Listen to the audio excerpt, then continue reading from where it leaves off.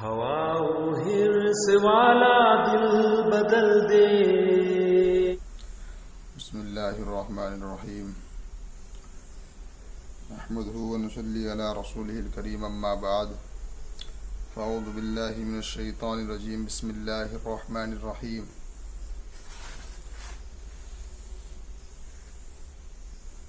دوستو، میں آپ حضرات کو دعاؤں کے متعلق کچھ بتلانا چاہوں گا. کیا ہوتا ہے کہ ہم نماز پڑھتے ہیں، عبادتیں کرتے ہیں اور اللہ کا ذکر و اذکار کرتے ہیں، لیکن کیا ہوتا ہے کہ پھر بھی ہمیں یہ لگتا ہے کہ ہماری دعائیں قبول نہیں ہوتی.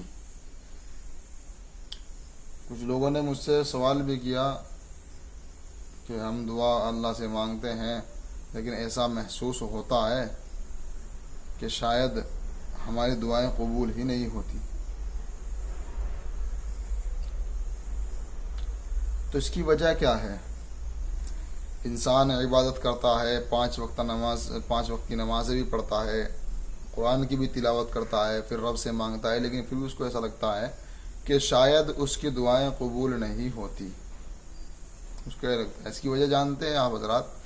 اس کی وجہ یہ ہے کہ اللہ رب العزت کی عبادت تو کرتے ہیں، رب کے سامنے جا کر کھڑے تو ہوتے ہیں، لیکن وہاں صرف جسم ہوتا ہے، روح اللہ کے سامنے نہیں ہوتی.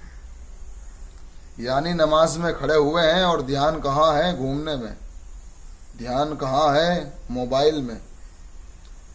نماز تو پڑھ رہے ہیں رب کے سامنے ہی، لیکن ذہنیت کہاں ہوتی ہے، تصور کہاں ہوتا ہے، یہ ہمیں خود نہیں پتہ ہوتا. بس نماز میں کھڑے ہوئے ہیں امام کے پیچھے، اللہ اکبر اللہ اکبر اللہ اکبر اللہ اکبر، اوپر نیچے ہو رہے ہیں، باقی کچھ بھی نہیں پتہ ہے کہ ہم پڑھ کیا رہے ہیں. جس نماز کو تم نے خشوع خضوع کے ساتھ پڑھا ہو، خوب دھیان لگا کر پڑھا ہو، رب کا خوف سمجھ کر پڑھا ہو، رب کی رضا کے لیے پڑھی ہو، اور جس نماز میں تم نے یہ سوچ لیا ہو کہ میں رب کو دیکھ رہا ہوں یا رب مجھے دیکھ رہا ہے، میں رب کے سامنے کھڑا ہوں یا رب میرے سامنے کھڑا ہے، بلکہ تصور یہ ہو جائے کہ رب مجھے دیکھ رہا ہے، میں رب کے سامنے کھڑا ہوں، رب مجھے دیکھ رہا ہے. جب یہ تصور دل میں آ جائے گا تو خود بخود خدا کا خوف پیدا ہوگا اور ایسی خشوع اور خضوع کی نماز پڑھی جائے گی. اور جب اس طرح کی نماز پڑھ کے تم رب کے سامنے ہاتھ اٹھاؤ گے اور ہاتھ اٹھا کر کہو گے کہ مولا بخش دے، مولا مغفرت فرما دے، مولا یہ ضرورت پوری فرما دے، تو اللہ جب دیکھیں گے کہ میرے بندے نے بڑی خشوع و خضوع کے ساتھ نماز پڑھی ہے، بڑے دل لگا کر نماز پڑھی ہے، مجھے راضی کرنے کے لیے نماز پڑھی ہے، میری رضا کے لیے اس نے نماز پڑھی ہے، اور پھر مجھ سے گڑ گڑا کر تڑپ کر اس نے مانگا ہے، تو رب کے سامنے جو ہاتھ اٹھتے ہیں، رب ان ہاتھوں کو خالی نہیں جانے دیتے. آئی بات سمجھ میں؟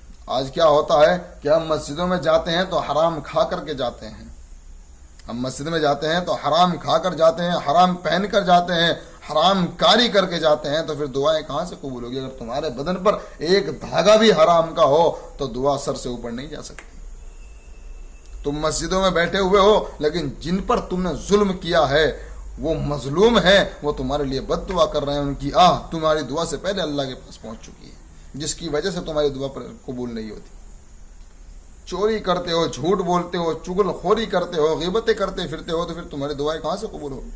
تمہارا پڑوسی تم سے راضی نہیں ہے، تمہارے گھر والے تم سے راضی نہیں ہیں، تمہارا اہل و عیال تم سے راضی نہیں ہے، دوست رشتہ دار تم سے راضی نہیں ہے، سب کے ساتھ تم لڑتے پھرتے ہو، کسی کے ساتھ محبت کا سلوک نہیں ہے، حسن سلوک نہیں ہے، ماں باپ کے ساتھ حسن سلوک نہیں ہے، تو پھر دعائیں کہاں سے قبول ہوں گی؟ ذرا تصور کیجیے کہ دعائیں کہاں سے قبول ہوں گی.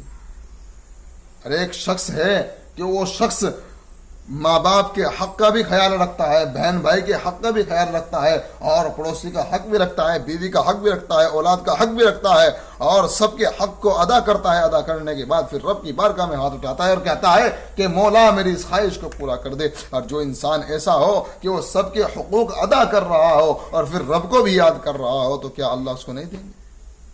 ارے اللہ تو بڑے مہربان ہیں، بڑے رحیم ہیں. کچھ لوگوں کے اندر کیا ہوتا ہے کہ دعا تو مانگ رہے ہیں لیکن ان کے دل میں یہ تصور ہے، وہ یہ سوچتے ہیں دعا مانگتے ہوئے بھی یہ تصور دل میں رکھتے ہیں کہ ہماری دعا تو قبول ہی نہیں ہوتی۔ ارے تم رب کے دربار میں آئے ہو، کسی دنیاوی بادشاہ کے دربار میں نہیں آئے ہو، بلکہ اس کے دربار میں آئے ہو کہ جس نے اس پوری کائنات کو بنایا ہے۔ تم بادشاہوں کا جو بادشاہ ہے اس کے دربار میں تم بیٹھے ہوئے ہو۔ فی الحال تم کس کے دربار میں ہو؟ جو بادشاہوں کا بادشاہ ہے اس کے دربار میں تم بیٹھے ہوئے ہو، جس نے اس پوری کائنات کو بنایا ہے۔ دنیاوی بادشاہ کو جس نے بادشاہ بنایا ہے ان کا بھی ایک بادشاہ ہے جو انہیں پل بھر میں مٹا سکتا ہے، پل بھر میں بنا سکتا ہے، جو قرآن کے اندر کہتا ہے کل من علیہا فان ویبقى وجہ ربک ذو الجلال والاکرام، تمام کائنات فنا ہونے والی ہے، باقی رہنے والی ذات صرف اللہ رب العزت کی ہے۔ وہ رب، اس رب کے دربار میں تم بیٹھے ہوئے ہو، لیکن مسجد میں چلے جاتے ہیں اور احساس بھی نہیں ہوتا کہ ہم مسجد میں آئے ہیں۔ مسجد میں جاتے ہیں، خرافاتیں کرتے ہیں، باتیں کرتے ہیں، ادب بھی نہیں ہوتا مسجد کا، حالانکہ مسجد میں بات کرنا، دنیاوی بات کرنا مطلق حرام ہے، لیکن ہمیں احساس نہیں ہوتا۔ اس کی وجہ کیا ہے؟ ہمارے اندر وہ جذبہ ہی نہیں ہے، وہ شوق ہی نہیں ہے، وہ ایمان ہی نہیں ہے۔ آپ جانتے ہیں صحابہ کرام رضوان اللہ تعالی علیہ مجمعین کا جو ایمان تھا کہ جس وقت اذان ہوا کرتی تھی تو اذان کے پہلے ہی بول پہ وہ اپنے ہر کام کو چھوڑ دیا کرتے تھے۔ ادھر آواز آئی اللہ اکبر، یہ آواز سنتے ہی وہ اپنے کاموں کو چھوڑ دیا کرتے تھے اور مسجد کی طرف رخ کر لیا کرتے تھے، اور ان کے بدن پر کپ کپی طاری ہو جایا کرتی تھی، پسینے چھوٹنے لگتے تھے۔ کس بات سے کہ اب رب کے سامنے جا کر کھڑا ہونا ہے، اب رب کا بلاوا آیا ہے۔ کس قدر خوف تھا ان لوگوں کے اندر۔ اسی وجہ سے اللہ رب العزت نے انہیں رضی اللہ عنہ کا لقب دیا۔ آئی بات سمجھ؟ ان لوگوں نے مجاہدہ کیا، خدا کا خوف دکھایا کہ ہاں ہمارے دلوں میں خدا کا خوف ہے، اور دین کے لیے انہوں نے قربانیاں دی، تو اللہ رب العزت نے انہیں رضی اللہ عنہ کا لقب دیا کہ میں تم سے راضی ہو گیا، اور جنت کا حقدار بنا دیا، جنت کے مالک بنا دیا، جنت ان کی کر دی اللہ رب العزت نے، جنت کو ان کے قدموں میں ڈال دیا اللہ رب العزت نے، کیونکہ انہوں نے سر کٹانا پسند کیا لیکن ایمان میں کمی آئے، یہ برداشت نہیں۔ تو میرے بھائیو، آپ ایسے کام کیجئے کہ جس سے اللہ تم سے راضی ہو، اور جب اللہ راضی ہوگا تو تمہیں کہنے کی ضرورت نہیں پڑے گی کہ ہمیں اس چیز کی خواہش ہے، اللہ خود بخود تمہاری خواہشوں کو پورا کریں گے۔ اللہ رب العزت خود بخود تمہاری خواہشوں کو پورا کریں گے۔ تم دل میں تصور کرو گے اور اللہ رب العزت ایسی جگہ سے رزق عطا فرمائیں گے کہ جہاں تمہیں امید بھی نہیں ہوگی، ایسی جگہ سے اللہ رب العزت تمہیں رزق عطا فرمائیں گے۔ انسان سوچتا ہے کہ شاید یہ کام نہیں ہوگا، لیکن یہ نہیں سوچتا کہ انشاءاللہ اللہ کی ذات سے امید ہے کہ یہ کام ضرور ہوگا، لیکن سوچتا ہے کہ یہ نہیں ہوگا، بلکہ یہ نہیں کہتا کہ انشاءاللہ اللہ اس کو پورا کرائیں گے، کہتا ہے میں کر لوں گا، یہ نہیں کہتا کہ انشاءاللہ اللہ کرائیں گے۔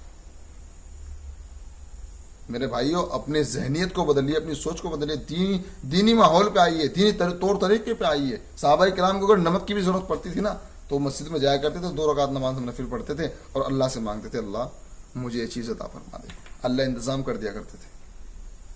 ہمیں کوئی چیز کی ضرورت پڑ جائے نا تو ہم کیا سوچتے ہیں، یار میرا وہ دوست ہے اس سے مانگوں گا، یہ پڑوسی ہے اس سے مانگوں گا، لیکن یہ نہیں سوچتا کہ پہلے رب سے مانگ لوں۔ اب رب سے مانگے بغیر اس کے پاس جاتا ہے تو وہ بھی منع کر دیتا ہے، ورنہ پہلے 2 رکعت نماز نفل پڑھتا اور پھر کہتا کہ مولا کسی کو ذریعہ بنا دے، میری اس خواہش کو پورا کر دے، مجھے اتنی رقم کی ضرورت ہے، مجھے اتنی رقم دلوا دے، اتنی رقم تو مجھے دے دے، اتنا انتظام کرا دے۔ پہلے رب سے مانگتا، انشاءاللہ ثم انشاءاللہ اللہ ایسی جگہ سے انتظام کراتے کہ جس جگہ سے انسان تصور بھی نہیں کر سکتا۔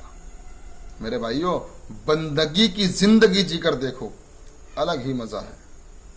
اس رب کے بتائے ہوئے حکم پر چل کر دیکھو، میرے رب کا حکم پورا کر کے دیکھو، ایک الگ ہی زندگی جینے کو ملتی ہے۔ اللہ ہم سب کو کہنے سننے سے زیادہ اور عمل کی توفیق عنایت فرمائے۔ اللہ ہم کو خدا کی بندگی کرنے کی توفیق عنایت فرمائے اور اس کے حکموں کو پورا کرنے کی توفیق عنایت فرمائے۔